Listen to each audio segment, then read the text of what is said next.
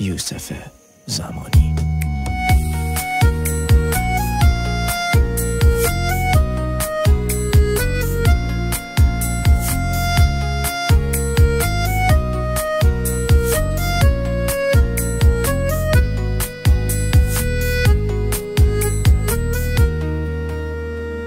من و شبا تنهایی و غم یه عمر رفیقیم، عادتمونه تو دل تنگی دست همو میگیریم.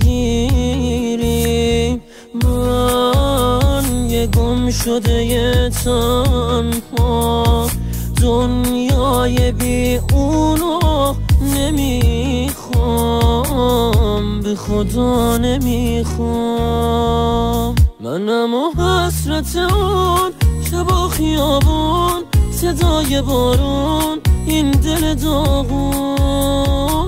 من و این دل دیوونه به یه نشونه، کجای دنیاست خدا میدونه، خدا میدونه. نگاهم به یادگاریش که تو گردنم هست، خودش برام بس دیوونه کننده است. که خاطرهاش باشه خودش نباشه، رو زخم کهنم از درد دوریش نمک بپاشه.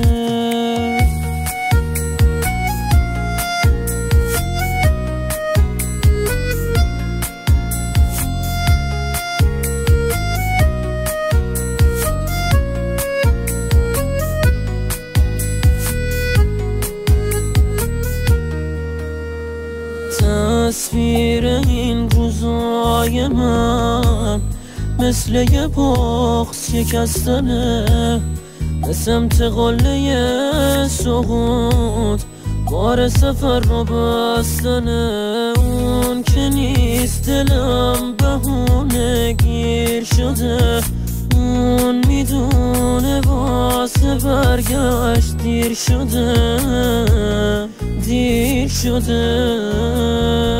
منم و حسرت اون شب و خیابون، صدای بارون، این دل داغون.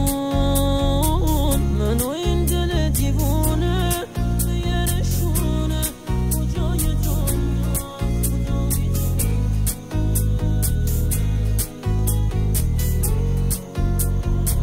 نگاهم به یادگاریش که تو گردنم هست، خودش برام بس دیوونه کننده است. که خاطرهاش باشه خودش نباشه، رو زخم کهنم از درد دوریش نمک بپاشه. تنظیم ناصره.